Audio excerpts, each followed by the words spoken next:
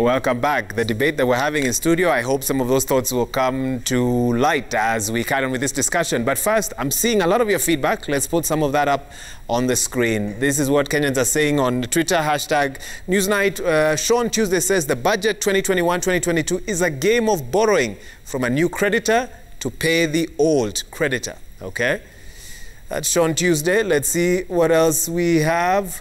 Reina Samoa, you say the tragedy of the nation is corruption. 900 billion lost to corruption each financial year. Why do we borrow when we can seal the loopholes where revenue is lost? We must shift the conversation to real issues.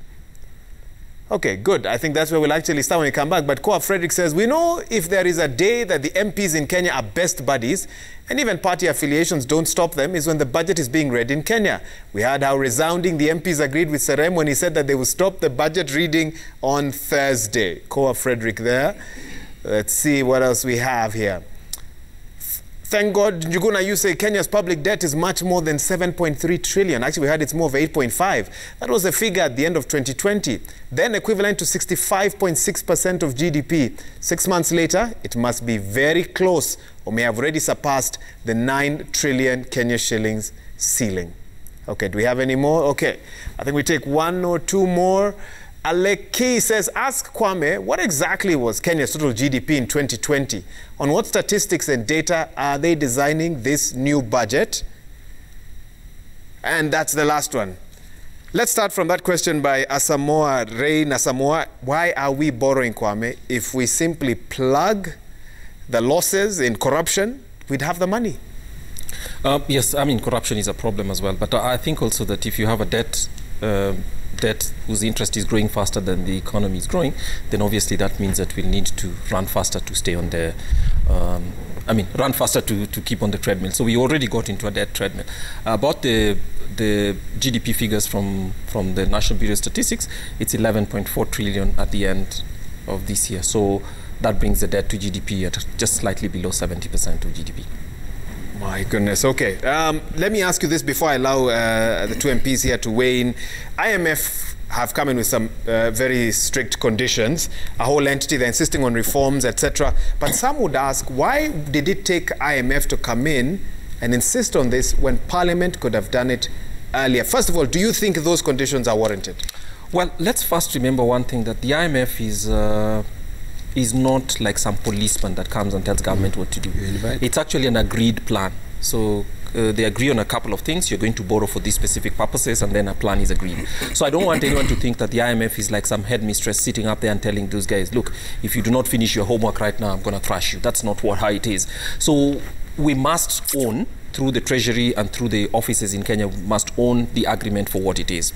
But it's true. I think David D says, and I should quote him here, that when you have so much debt and you've run into the debt treadmill, all you have to do is you have no options, just consequences. And consequences are, because you're members as a sovereign party to the IMF, this is why it exists. It exists to help children who behave badly, or at least help nations and members who behave badly. And you have to provide a plan for how this money that's going to be given to you is. It's not pocket money for us to spend as we wish. So it's investing on an agreed platform on a number of reforms that government has to execute. But it's true.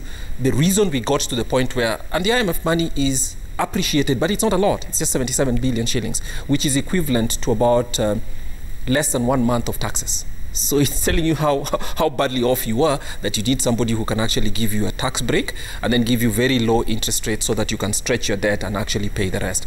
But it's a reflection of Parliament's failure and obviously the overall governance system around the public finance management. We actually have some graphics around debt repayment, I think 1 or 2 of them. I don't know if we're able to put them up shortly, just so that Kenyans can get a real picture of what and where the country is at this moment. But Kimani Ichung'wah, sometimes a Kenyan sitting out there hears the debt is about to breach the 9 trillion. Oh, there we go. So this is a percentage of revenue, how much is going to be collected by KRA that went to debt repayment.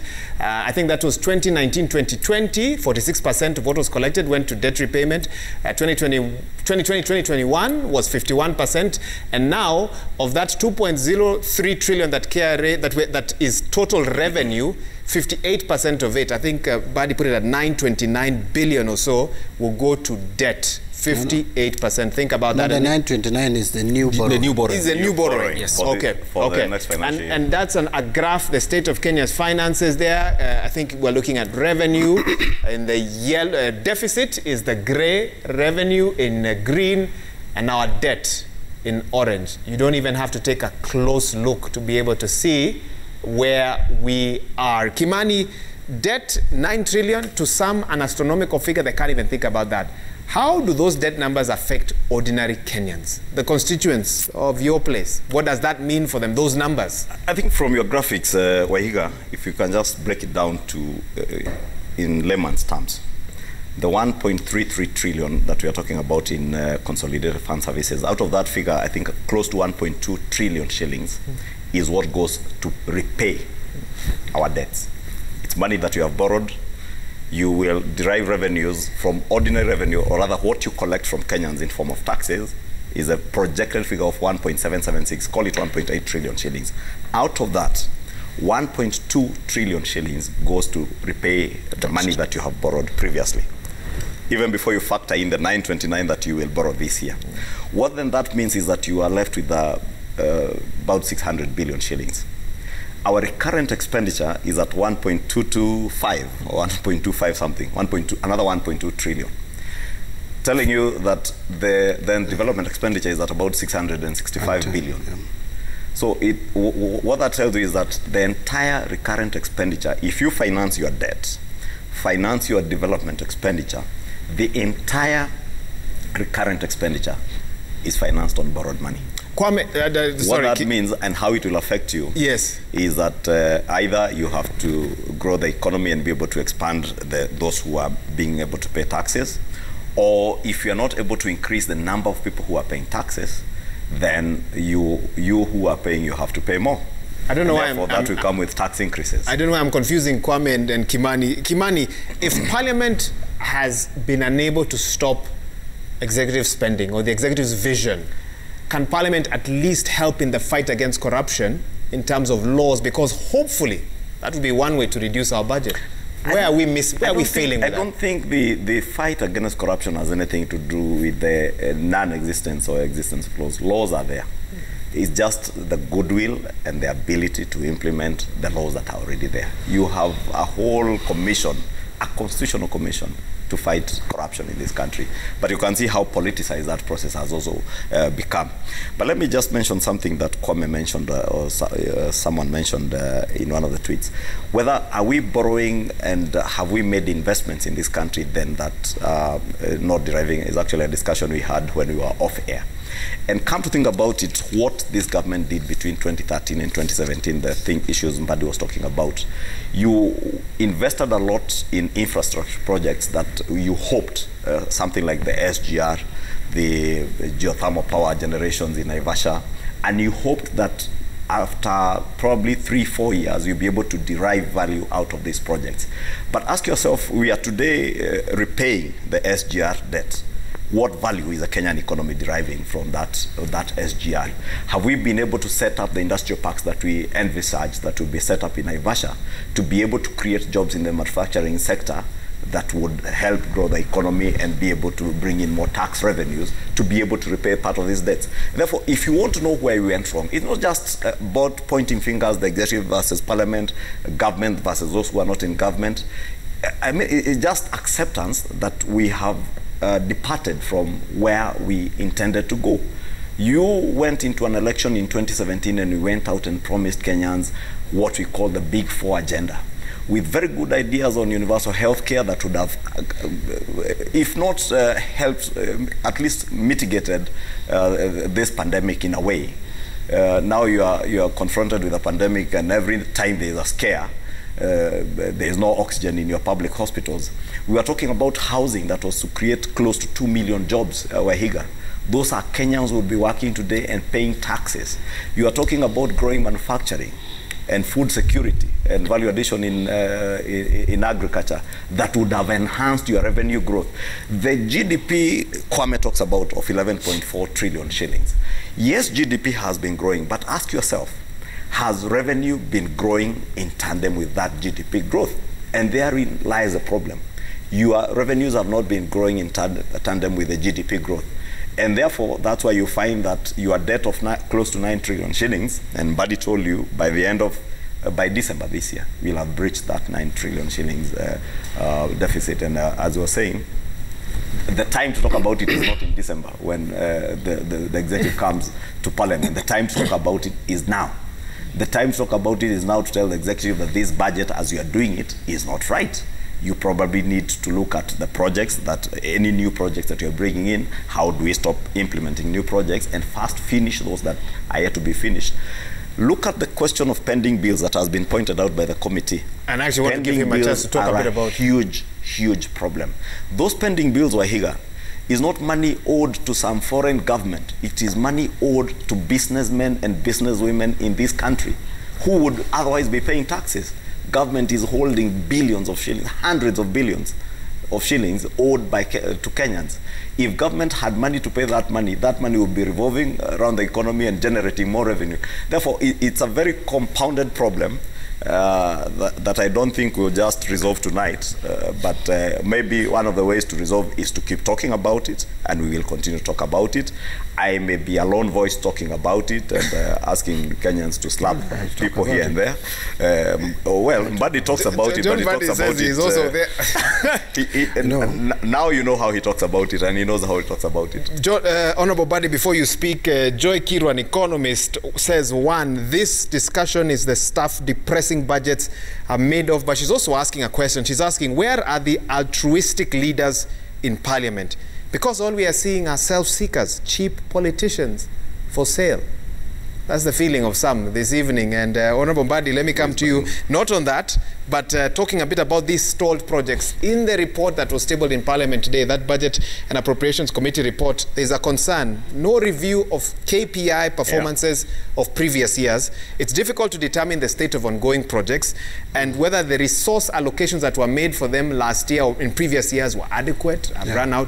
Stalled projects, how much are we losing, John Buddy? So I want to tell you that there are three things that we have picked out, and these are, one, the pending bills that you just talked about is suffocating the economy, because the moment you are not paying people who offer services or supply goods and services to the government, then you are choking the economy. How much do we owe? Do you have a rough? Well, the figure for pending bills is a bit not so clear, because it is a moving target always.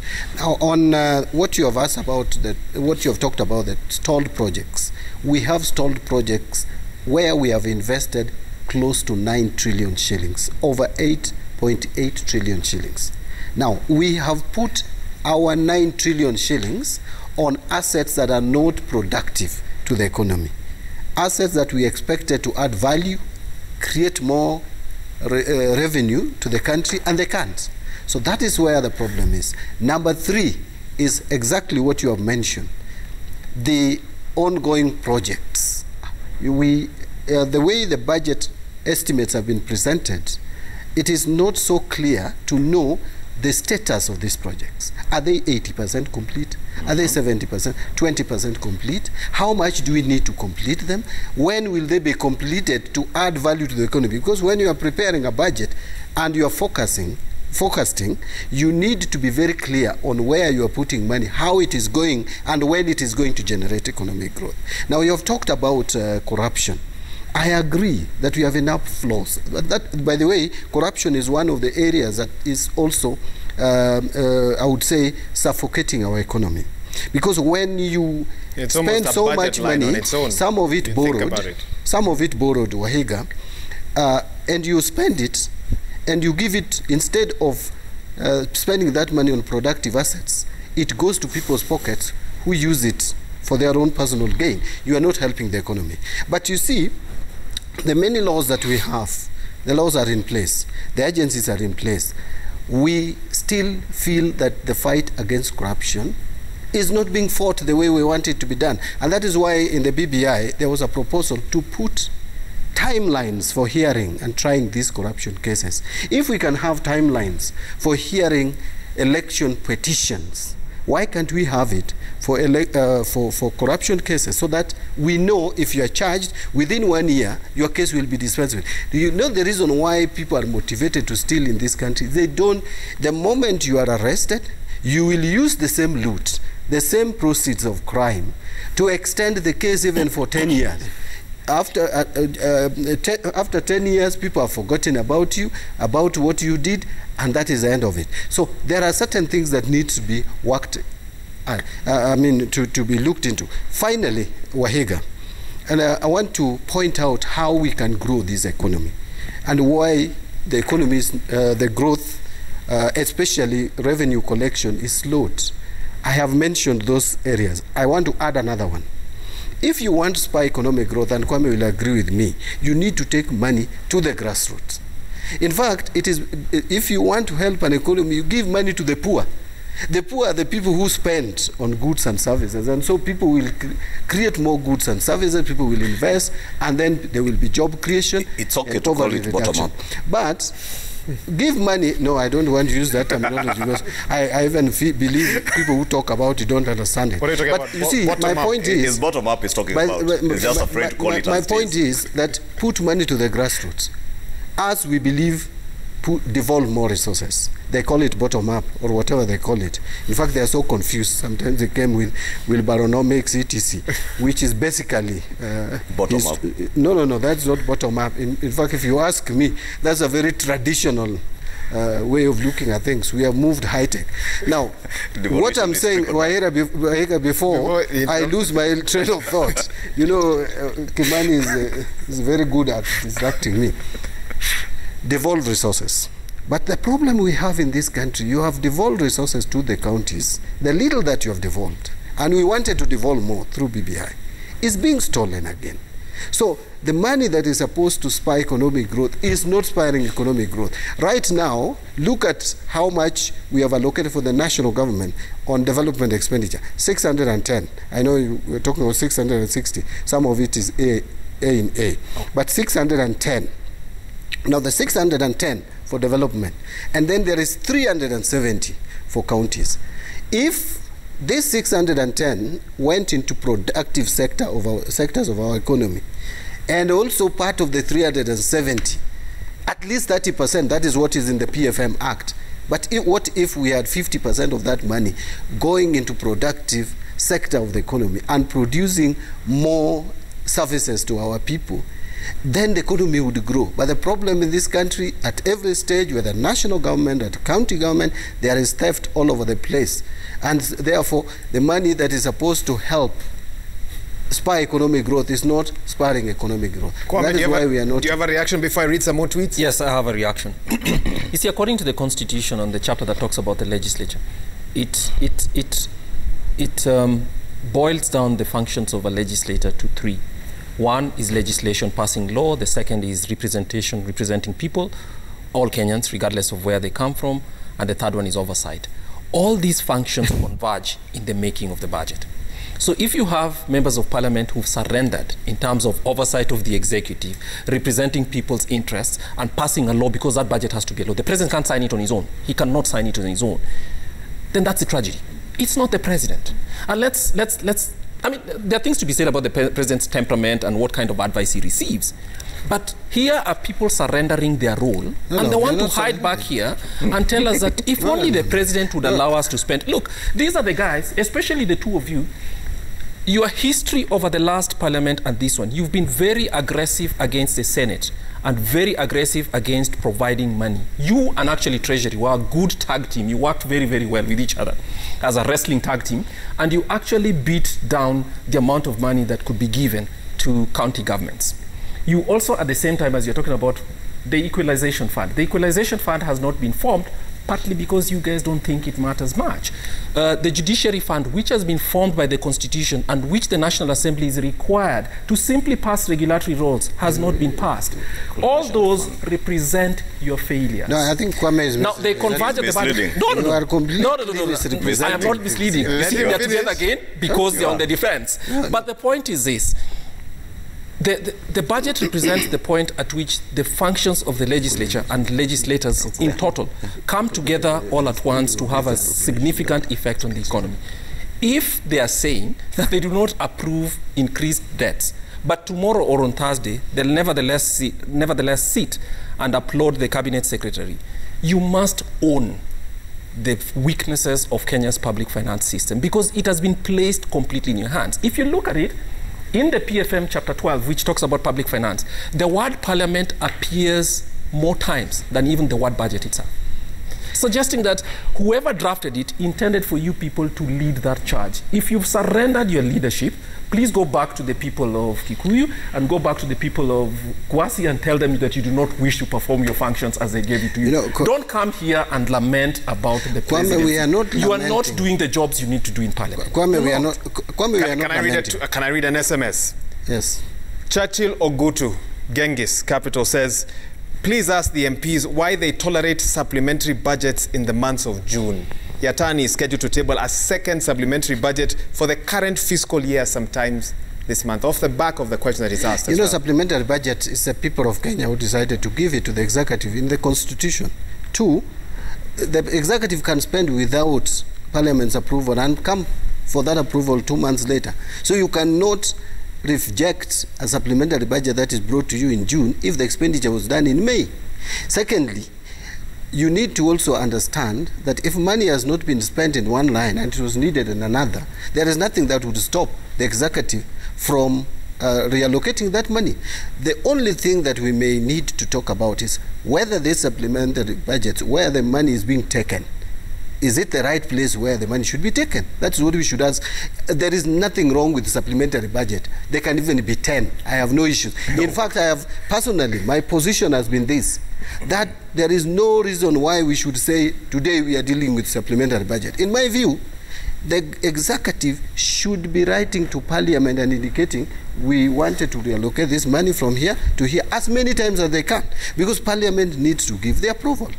So in my, I don't know whether I have answered the gentleman, but I think I've tried. Now on the, what Kwame is saying about equalization fund, it is there. We provide for it every year. It is not parliament to spend. It is executive. And by the way, the problem with equalization fund is not even parliament.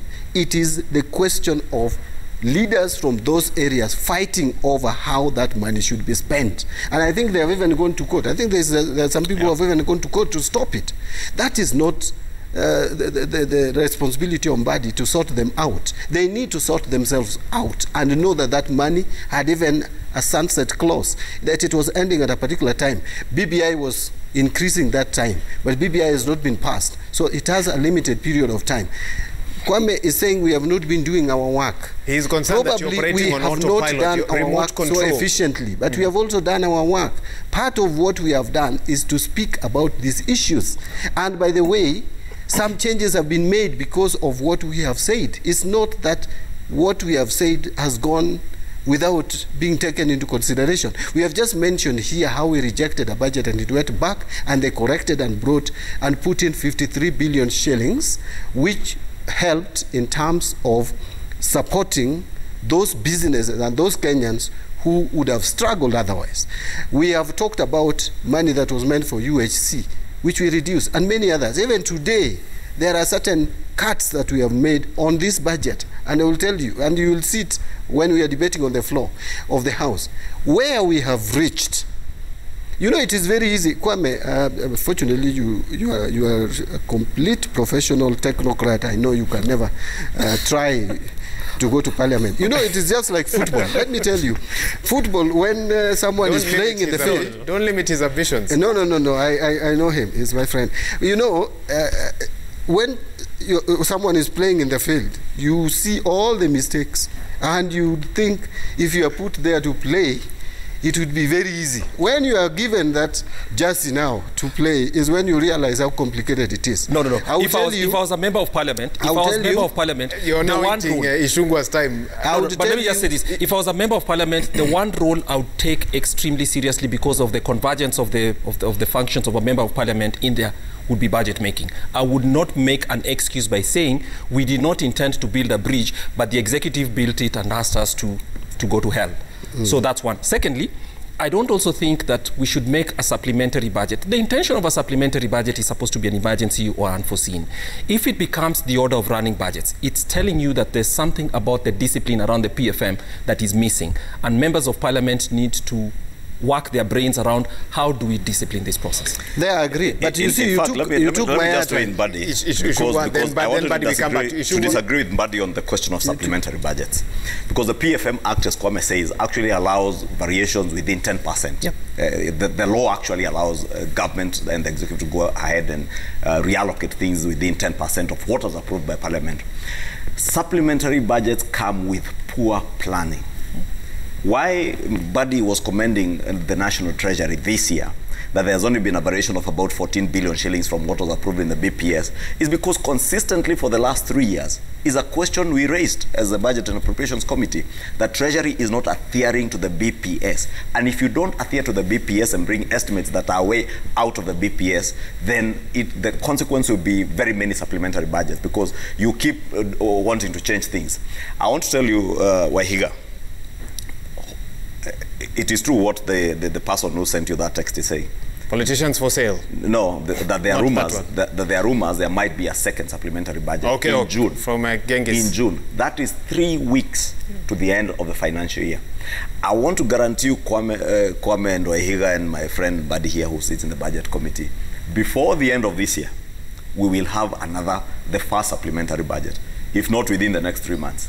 And that is why I tell you, when I talk about realism of the things that we are doing now, if you are not realistic now, we will find that pandemic that Kwame was talking about coming in July, then we'll come back and give excuses.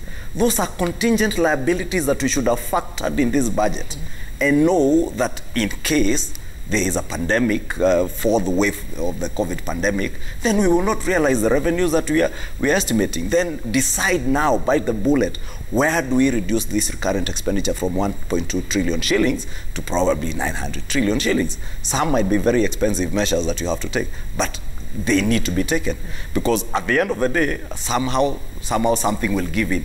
What will end up giving in is that because again, development expenditure again is what drives and fuels corruption in this country, those managing our ministries, departments and agencies of government are very quick to commit on development expenditure. Then the consequence, pending bills. Then next year we'll be here lamenting about pending bills rising, yet we should have done this right at the beginning. I want to agree with Kwame if he was a member of parliament, and I'll tell you, for those of us who are members of parliament, Mbadi has told you since 2013, he has spoken about it. I have spoken about it. As chair Budget and Appropriations Committee, I spoke about it, and Mbadi will tell you. I think I'm the first chair to openly disagree with government, and the consequences are there, the slapping I was talking about, besides other things, of course. But the point is, you will speak. Speaking is part of the representation that you do as a member of parliament, and therefore don't fault members of parliament when they speak, because they are representing the views of Kenyans. Members of parliament don't just speak for their minds, they also speak what Kwame is saying since he's not in parliament.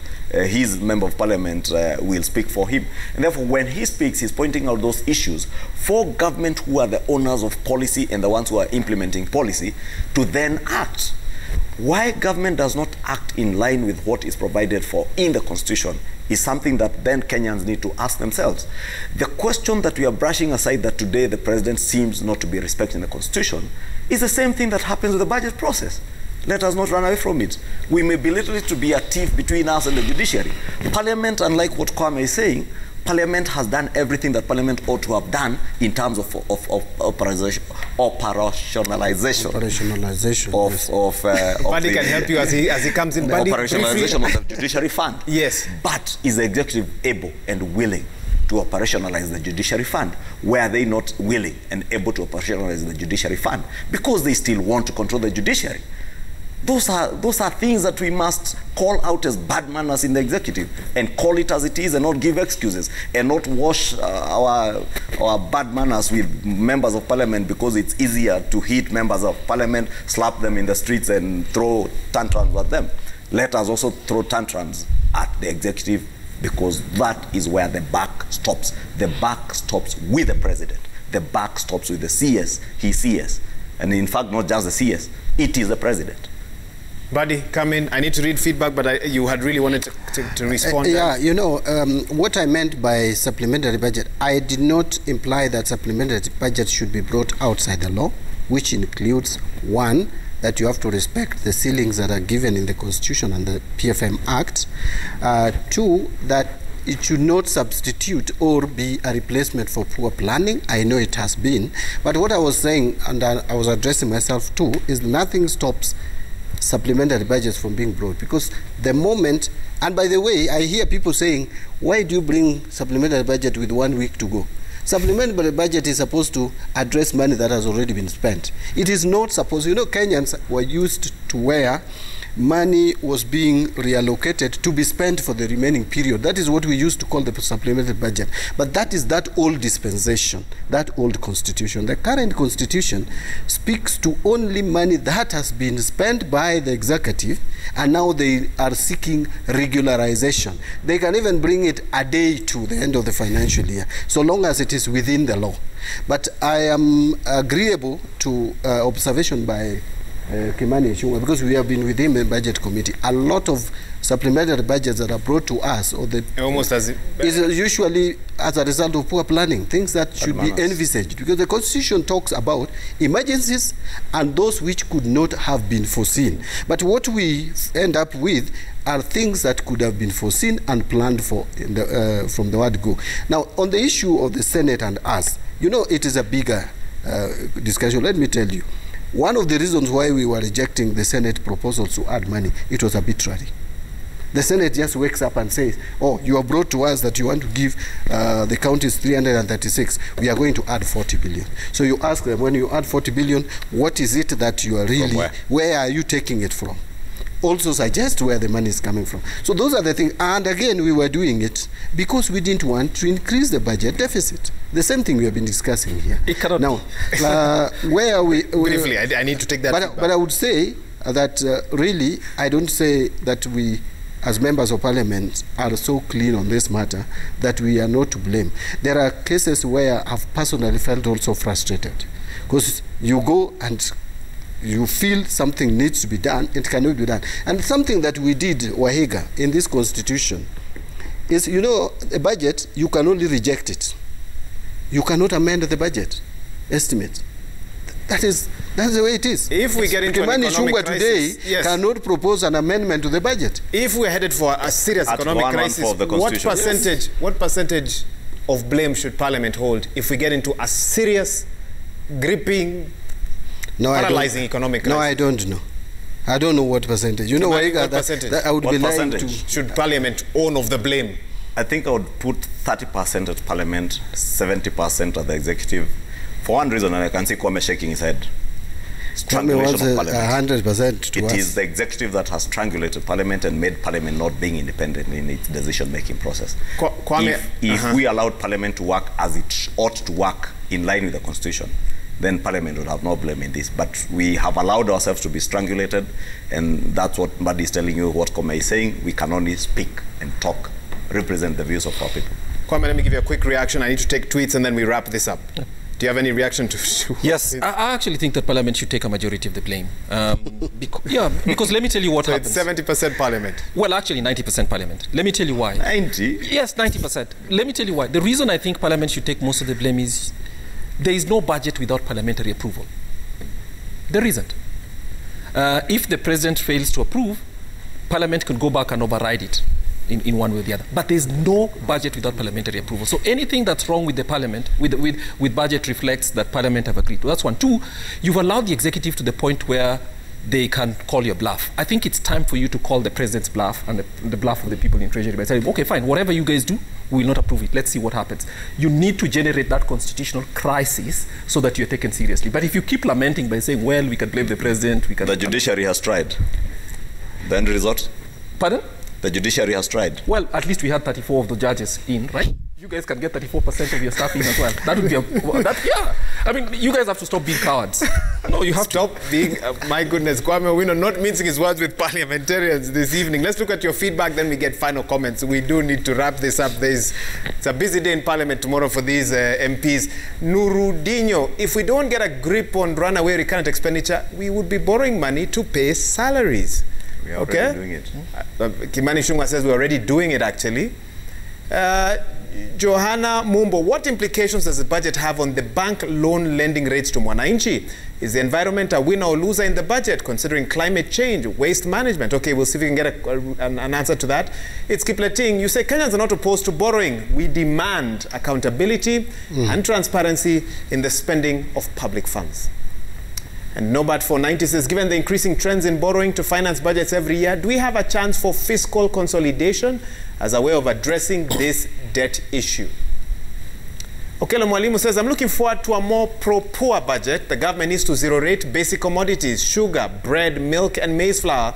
On the other end, the tax base needs to be broadened in order to net more revenue, especially from the rich. Enoch Kilile says, if only we can fix our politics, the economy will automatically fall in its rightful place. Okay. And Omwando Vickery says, a society is in trouble when the question revolves around who's at fault. And we've talked quite a bit about that on the program today. Instead of what's the problem and how do we solve it, government must prioritize and cushion Kenyans through well-thought-out economic stimulus packages and programs. I'm taking final comments from my guests, and I want to begin with the two members of parliament here. A question here, I don't know if he wants me to give his name, but a senior journalist wants to know from the both of you. The Constitution requires that all foreign loans be approved by parliament. The SGR and many other secret agreements have not been disclosed to the public in the House. What are the MPs doing about it? Please ask. He has given a name that I don't want to mention on TV. Please ask them that question. We are being civil on this show this evening. Let's start with you. Closing comment as you respond to that, Kimani. Could that be the journalist that asked the president that question in Mombasa some time back? No, it's not. maybe he should go back to the president and ask him for the agreement, where it is and why it has never been disclosed. He has entrusted that responsibility to you as his member. But I want to agree with him. It is a mistake. All those agreements should be... They don't come to parliament because members of parliament just want to see them, because members of parliament represent Kenyans and they have a right to know. Because it's some of those debts that we are now paying to the tune of 1.2 trillion shillings a year, and it is Kenyans paying them. What's your parting shot on this? Is there any, maybe what I should ask is there any good news? There's someone who asked whether there's anything pro-poor in this budget. And unfortunately, I do not see anything pro-poor. That's why I said if I was still in this budget and appropriation committee, I would still have sent it back like we did last year. Back to Treasury, back to Center. Tell them it needs to come with a stimulus package that is pro-poor, a stimulus package that will ensure that there is a proper and consistent, sustainable economic recovery post-COVID and even during COVID. We'll be able to provide resources for Kenyans who are not able to pay school fees because they lost jobs. I saw the cabinet secretary yesterday saying that Kenyans have means and they're unwilling. And I was like, Wahiga, would you have means and you're unwilling to pay school fees for your own child? Therefore, you are looking at an executive that has lost touch with Kenyans and the problems that they are confronted with today.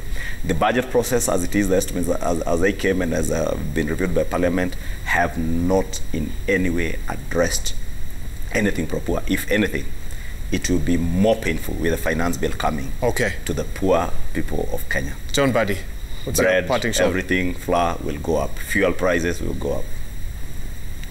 I don't want to run away from this budget because this budget is in line with what I approved in the budget policy statement. So I take it that this budget, we need to approve it. That is number one. Number two, I agree with Kimani Ichung'wah that maybe there are certain tax measures. And I want to listen to the CS on Thursday on revenue raising measures and budget highlights. But there are certain proposed tax measures that may be hurting the poor. Remember, Kimani Ichung'wah here had passed. In fact, that's why I'm saying they did a lot of harm to the economy. In 2013, they had passed VAT on this bread and all these things, milk, etc., which is saying, I'm the one who moved another amendment later to remove them again from VAT. You were in the budget committee, I was not that time. No, but you see, you are a member of parliament and of Jubilee. When we say you should not do this, the tyranny of numbers. Remember the terminology then was tyranny of numbers. Fortunately, no, it's the tyranny of handshake. Kimani, this is a parting shot. Fortunately, when I brought that amendment to the VAT Act, Kenyans had already quarreled them enough, so they didn't object. They didn't defeat my bill. Now, at least we are the CS wants us to go back there.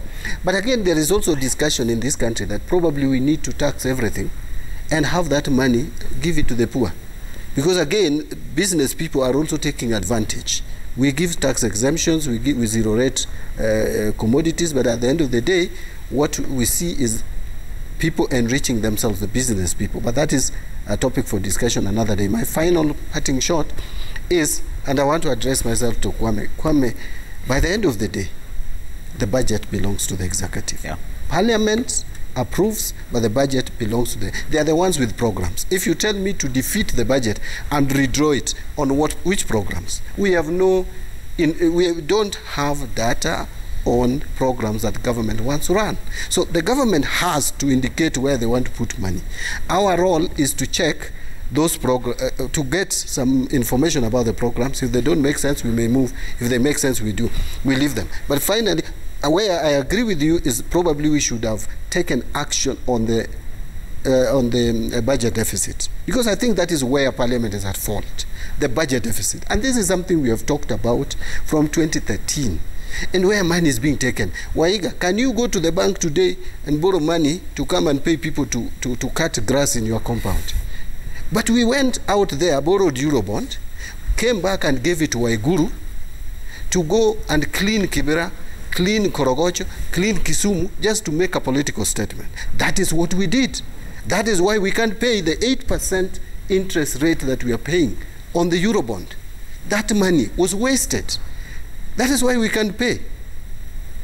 What a parting shot. Kwame, what's your message to three groups, Parliament, Treasury, and you've spoken quite a bit about Gentlemen, those are parting shots. Kwame, just reminding, but no, we are not borrowing. We are still domestic borrowing, yes. Okay, Domestic Kwame, borrowing, and finally, speak to Kenyans. Yes. What's coming up? Okay, I think what's coming up is basically, as I said, the numbers are almost settled, and members of Parliament seem to think that they shouldn't do. I still disagree with the idea that the budget belongs to the executive. The executive has the right, according to the Constitution, to make proposals. One of the ways in which we can discipline spending, and because when you discipline spending, you're actually saving Kenyans through your representation function from paying high taxes. What you do is you can provide a budget cap by telling the Treasury and everybody else, present whatever budget you want to us, but please do not spend more than 2.5 trillion shillings. So you've done your responsibility. And then obviously they'd have to work within that to show you that it is. This copying out that I see members of Parliament conveniently do by giving us the impression that there are some people who are actually very aggressive in the Treasury and in the presidency is not an acceptable excuse anymore, given that you have the Constitution defending you.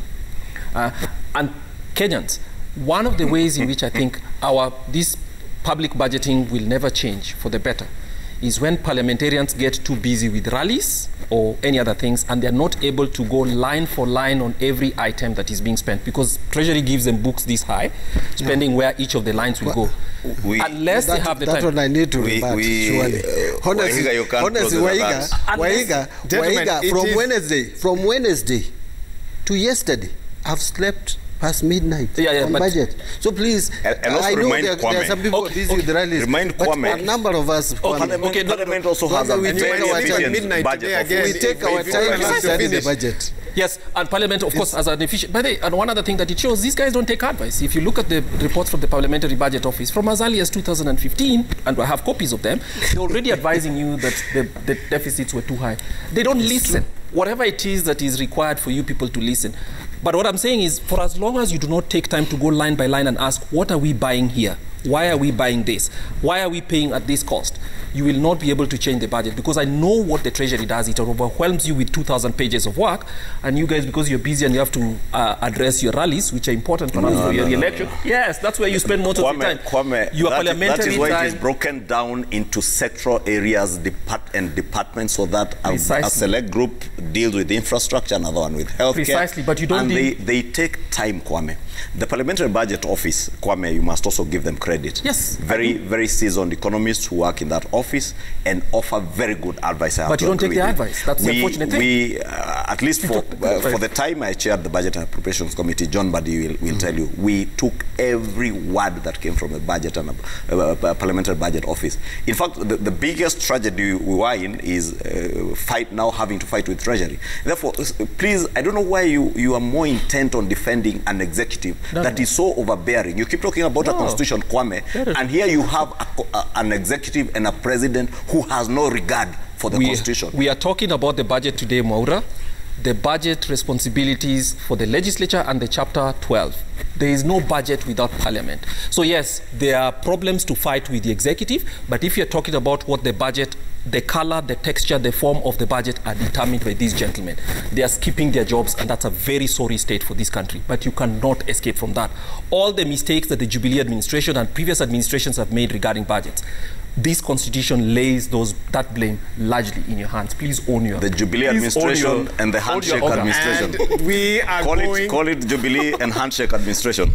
And we're going to leave it there. There's Gentlemen. administration. It's Jubilee. It's the handshake one. No.